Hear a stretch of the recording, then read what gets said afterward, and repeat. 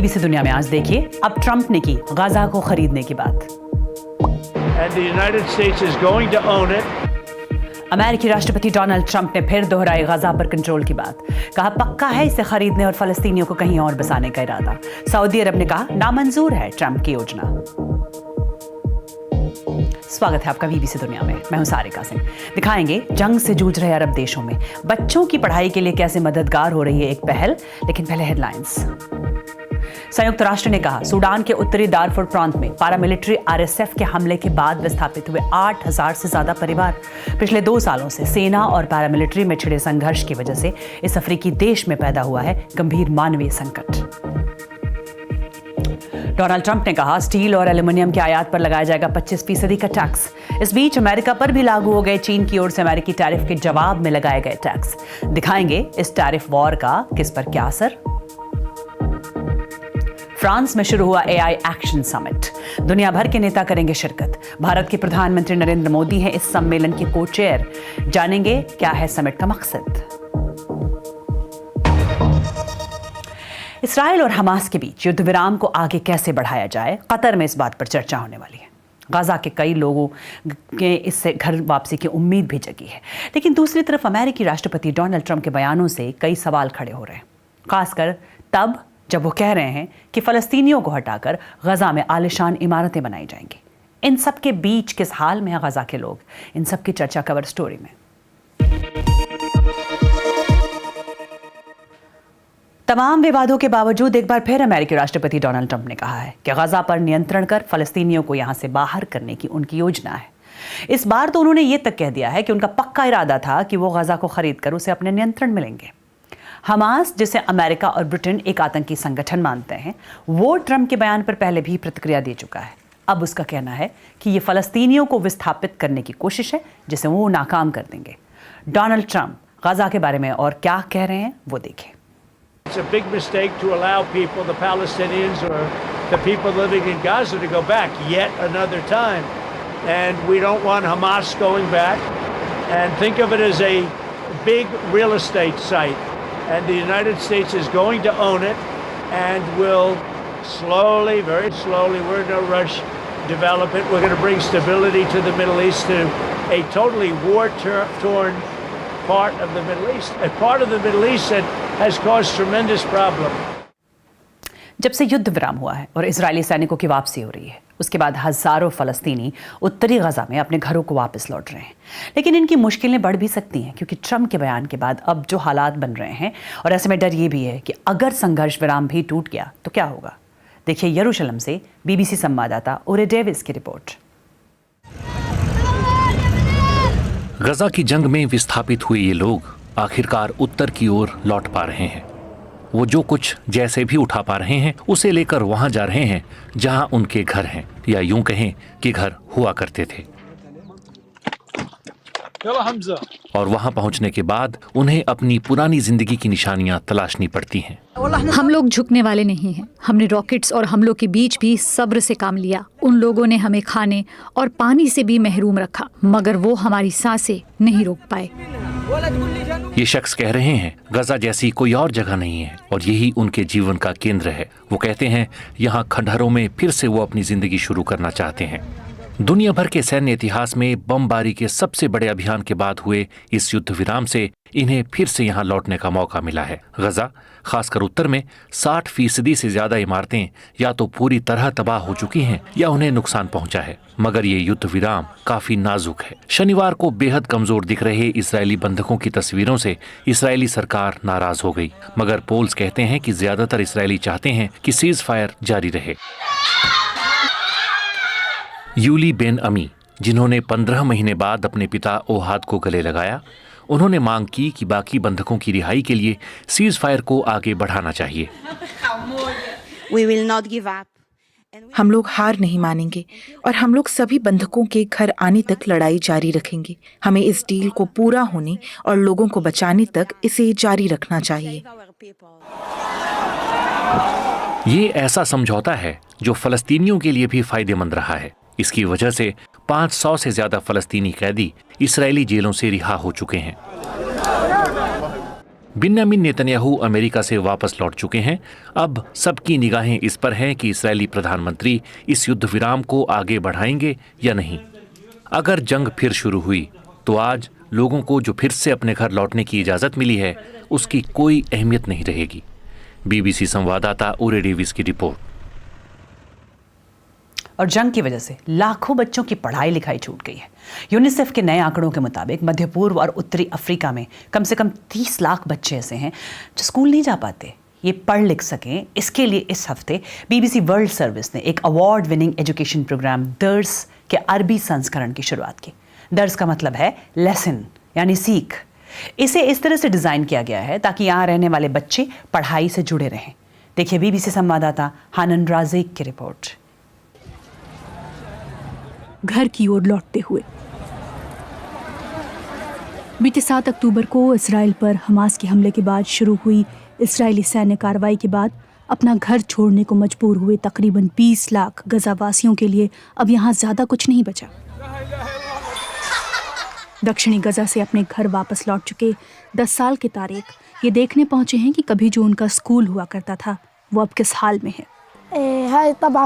ये मेरा स्कूल है जो मलबे में तब्दील हो चुका है। बस इसकी दीवारें ही खड़ी हैं। हम बर्बाद हो चुके हैं। हमारे लिए कुछ भी नहीं बचा। शायद स्कूल फिर से खुले, पर जब मैंने अपने स्कूल को मलबे के ढेर में देखा तो एक गहरी उदासी छा गई। अगर स्कूल दोबारा नहीं भी खुलते तो हम अपने घरों में सीखते रहेंगे। मैं घर में पढ़ता हूँ ताकि मेरा समय बर्बाद ना हो, लेकिन जब मैं स्कूल जा पाऊंगा तो मैं एक बेहतर स्थिति में होऊंगा।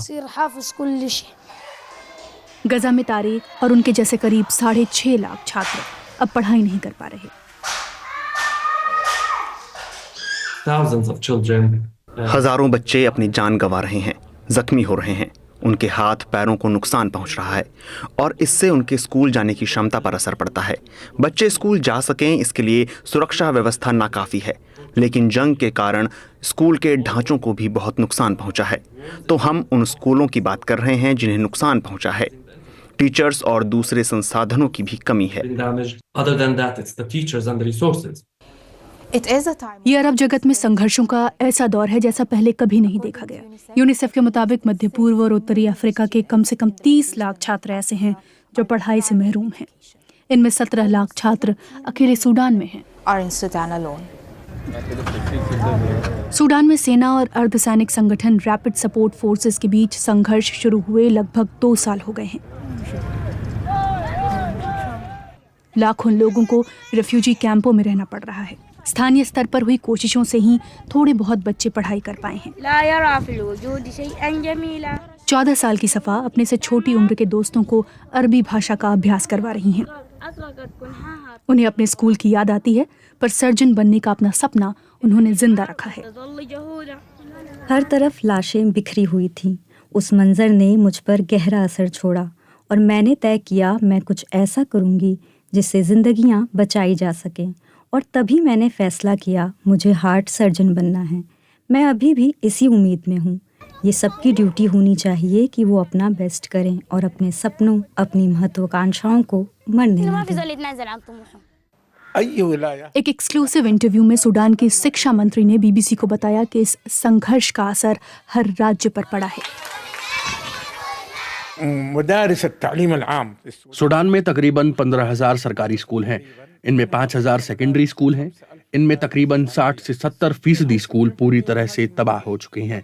उनकी बुनियाद, उनका इंफ्रास्ट्रक्चर, उनकी किताबें और एजुकेशन मटेरियल पूरी तरह से बर्बाद हो चुका है। अब बीबीसी वर्ल्ड सर्विस अपने अरबी भाषी दर्शकों, जिनमें छात्र भी शामिल हैं, उनके लिए एक एजुकेशनल प्रोग्राम शुरू कर रही है। इस साप्ताहिक शो में इंग्लिश, मैथ्स, साइंस और मेंटल हेल्थ से जुड़े लेसन्स साझा किए जाएंगे। इस प्रोग्राम का नाम होगा दर्स, मतलब सीख। ये उन बच्चों को शिक्षा से जोड़ेगा, उनके सपनों को पूरा करने में मदद करेगा जिनकी पढ़ाई संघर्ष की भेंट चढ़ गई। बीबीसी संवाददाता हानन राज़ेक की रिपोर्ट। ट्रंप के राष्ट्रपति बनने के बाद दुनिया भर में टैरिफ वॉर बढ़ता दिख रहा है। चीन के साथ तो कारोबारी तनाव बढ़ता दिख ही रहा है। अब ट्रंप ने कहा है कि वो अमेरिका में आयात किए जा रहे स्टील और एल्युमिनियम पर टैक्स लगाएंगे। सुनते हैं उन्होंने क्या कहा। I'll be announcing probably Tuesday or Wednesday at a news conference reciprocal tariffs, and Very simply, it's if they charge us, we charge them. और ट्रेड पॉलिसी में भी बड़े बदलाव हो रहे हैं। ट्रंप ने हालांकि ये साफ नहीं किया है कि वो किन किन देशों पर टैक्स लगाएंगे, मगर कनाडा और मेक्सिको अमेरिका के सबसे बड़े ट्रेड पार्टनर्स हैं। कनाडा तो अमेरिका को सबसे ज़्यादा एल्यूमिनियम सप्लाई करने वाला देश है। ट्रंप के बयान के बाद दक्षिण कोरिया की बड़ी स्टील और कार कंपनियों के शेयरों में गिरावट देखने को मिली है। दक्षिण कोरिया अमेरिका को काफ़ी ज़्यादा स्टील निर्यात करता है। जाहिर है इन सब देशों पर असर पड़ने वाला है, क्योंकि ट्रंप ने स्टील और एल्यूमिनियम के आयात पर 25% टैक्स लगाने का प्लान बनाया है। इससे पहले उन्होंने चीन से आने वाले साजो सामान पर 10% टैक्स लगाने का ऐलान किया था। इससे चीन से आने वाला $450 अरब का सामान प्रभावित होगा। और अब चीन ने जो जवाबी कार्रवाई की है, उससे अमेरिका से आयात किए जाने वाले $14 अरब अमेरिकी साजो सामान पर भी असर पड़ेगा। तो ये साफ है कि दुनिया की दो सबसे बड़ी अर्थव्यवस्थाओं वाले देश एक बड़े ट्रेड वॉर के मुहाने पर खड़े हैं। इस पर और जानकारी दे रही हैं बीबीसी संवाददाता लॉरा बिकर। चीन ने कोयले और लिक्विफाइड नेचुरल गैस पर 15%, जबकि कच्चे तेल, बड़ी कारों और खेती से जुड़ी मशीनों पर 10% का एक्स्ट्रा टैक्स लगाया है। वैसे तो अमेरिकी कंपनियों पर इसका मामूली असर होगा, मगर जानकारों का कहना है कि चीन ने ये दिखाने के लिए ये टैक्स लगाया है कि देखिए, हम भी आप पर टैरिफ लगा सकते हैं, मगर हम बातचीत के लिए तैयार हैं। हमें लग रहा था कि पिछले हफ्ते दोनों देशों के नेताओं में बातचीत होने वाली थी। चीन ने टैक्स लागू करने के लिए 6 दिन की मियाद दी थी। एक वक्त व्हाइट हाउस ने तो यहाँ तक कह दिया था कि राष्ट्रपति शी जिनपिंग के साथ अगले हफ्ते फोन पर बातचीत हो सकती है, लेकिन फिर डोनाल्ड ट्रंप ने कहा कि उन्हें चीन के राष्ट्रपति से बात करने की कोई जल्दबाजी नहीं है, तो अभी गतिरोध बना हुआ है।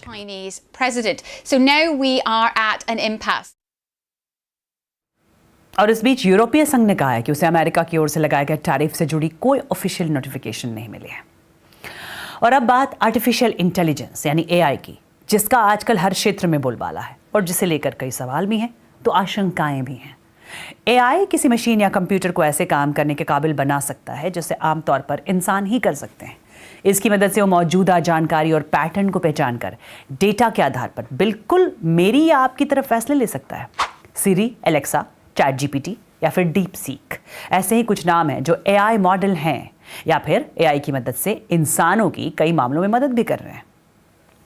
और दुनिया भर के कई नेता और टेक्नोलॉजी एक्सपर्ट्स आज पेरिस में इसी के भविष्य पर बातचीत को लेकर मिल रहे हैं। भारतीय प्रधानमंत्री नरेंद्र मोदी इस सम्मेलन में को चेयर हैं। आर्टिफिशियल इंटेलिजेंस एक्शन सम्मेलन में राजनेता और तकनीकी अधिकारी एआई के भविष्य को लेकर रूपरेखा तैयार करेंगे। देखिए बीबीसी संवाददाता मार्क चिस्लैक की यह रिपोर्ट। दुनिया के कई बड़े नेता, तकनीकी क्षेत्र के बड़े अधिकारी और एआई एक्सपर्ट्स पेरिस में एआई एक्शन सम्मेलन के लिए मिल रहे हैं। इसमें सुरक्षा और कायदे कानूनों जैसे मुद्दों को उतनी तवज्जो न मिले, क्योंकि आयोजकों का कहना है कि बैठक का फोकस नौकरियों और पर्यावरण पर एआई के असर या फिर लोगों की भलाई के लिए एआई के विकास जैसे मुद्दों पर रहने वाला है। एआई एक्शन समिट से एक हफ्ते पहले फ्रांस की सरकार ने इस आर्ट एग्जीबिशन जैसे कई वैज्ञानिक और सांस्कृतिक कार्यक्रमों का आयोजन किया। यहाँ बहुत से आर्ट वर्क, मौके तलाशने और एआई ग्लोबल सुपर पावर बनने की दौड़ के बारे में भी बात करते हैं। ये एक ऐसा विषय है जो इस सम्मेलन में भी उभर सकता है। इस सम्मेलन के मेजबान है फ्रांस के राष्ट्रपति इमैनुअल मैक्रो।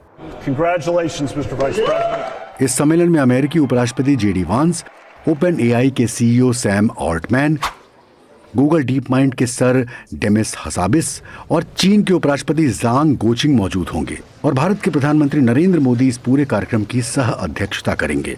लेकिन जिस वक्त दुनिया भर के नेता भविष्य पर चर्चा कर रहे हैं, तभी एक नए चीनी एआई मॉडल डीप सीक ने अपनी सस्ती तकनीक के साथ इस इंडस्ट्री में खलबली मचा दी है।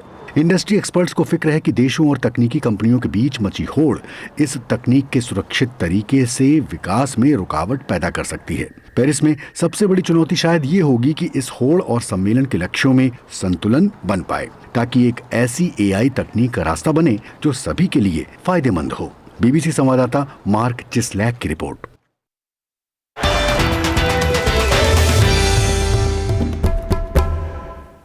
और अब मिलिए सिमरन शर्मा से, जो एथलीट हैं, पैरालंपिक्स में भारत के लिए मेडल जीतने वाली पहली दृष्टिबाधित महिला धावक हैं और पेरिस 2024 में इतिहास रच चुके हैं। सिमरन ने मुकाबले में दूसरों को कैसे पछाड़ा, कैसे हुआ ये कमाल, सिमरन के सफर पर बीबीसी संवाददाता दिव्या आर्य की खास रिपोर्ट। ये एशियन गेम्स हो गए दोनों। पैरा धावकों की सबसे बड़ी प्रतियोगिता पैरालंपिक में मेडल जीतना सिमरन का सपना था, जिसे सच करने में मदद की उनके पति, जो उनके कोच भी हैं, और उनके गाइड रनर ने। बस मेरे दिमाग में यही था कि हाँ बस अब आज भागना है, और मैं भागी। और मेरे को फिनिशिंग पे पता भी नहीं था कि क्या हुआ है क्या नहीं हुआ। फिर जो मेरा गाइड था उसने मुझे बताया वो 24.7 की लगाई है। मेरे को बड़ी खुशी है, मतलब अपना पर्सनल बेस्ट किया, वो भी इतने अच्छे टाइम से। सिमरन थोड़ा देख सकती हैं। जो धावक देख नहीं सकते या थोड़ा देख सकते हैं, उन्हीं की तरह वो भी गाइड के साथ भागती हैं, जो उनके साथ टेदर से बंधा होता है। पर यह आसान नहीं। सिमरन और उनके गाइड अभय 2024 वर्ल्ड पैरा एथलेटिक्स चैंपियनशिप की 100 मीटर की दौड़ में डिस्क्वालीफाई हो गए थे। ये उन दोनों की पहली अंतर्राष्ट्रीय प्रतियोगिता थी। वहीं पे मैंने एक नई चीज़ सीखी कि दी को मेरे को पुल नहीं करना, मैं दी को वहाँ पे पुल कर दिया। अब मेरे को दी को आगे जाने देना है और फिनिश लाइन की पहले, क्योंकि बाकी एथलीट दौड़ रहे हैं हमारे साथ, उनको आगे ना निकलते हुए दी को आगे जाने देना है। उन्होंने अपनी गलतियों से सीखा और जब 200 मीटर की रेस दौड़ी तो गोल्ड जीत गए। तेरे ऊपर ऊपर चल रहे हैं। गाइड रनिंग मुश्किल है और उसके लिए धावक ढूंढना आसान नहीं। जागरूकता कम है और गाइड रनर को पैरा एथलीट के साथ मेडल तो मिलता है, पर कोई और मदद नहीं। गवर्नमेंट मैंने सरकार से चिट्ठी लिखकर दरख्वास्त की कि उन्हें कोच का दर्जा दें। सरकार धावक की पुरस्कार राशि का 50% उनके कोच को देती है, उतना ही उनके गाइड रनर को देना चाहिए। 50%। चुनौतियों के बावजूद सिमरन ने पेरिस पैरालंपिक की 200 मीटर की दौड़ में ब्रॉन्ज जीतकर इतिहास रच दिया। पर अभय का अपना करियर भी सामने है। हो सकता है सिमरन को फिर से नए गाइड रनर की तलाश करनी पड़े। सिमरन कहती हैं अपने मेडल को गोल्ड में बदलकर ही दम लेंगी। प्रेमानंद भूमिनाथन के साथ दिव्या आर्य, बीबीसी दिल्ली। और अब दुनिया भर की कुछ और खबरें बीबीसी राउंड अप में।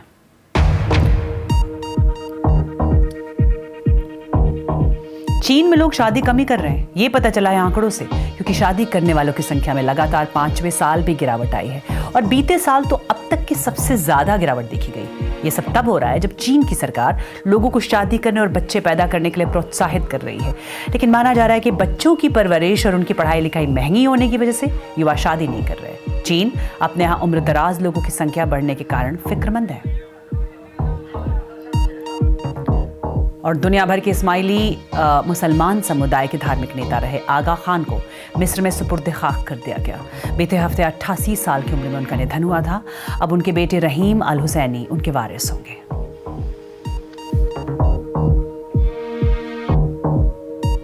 इक्वाडोर के राष्ट्रपति चुनाव के पहले दौर में किसी को साफ बहुमत ना मिलने के बाद अब अप्रैल में अगले दौर का चुनाव होगा। सत्ताधारी डेनियल नोबोबा और उनकी राइवल लोइजा गोंजालेस को वोट प्रतिशत लगभग बराबर रहा था। राष्ट्रपति डेनियल के समर्थक इन नतीजों से निराश हुए थे, क्योंकि एग्जिट पोल्स में भी उनके जीतने की उम्मीद जताई गई थी।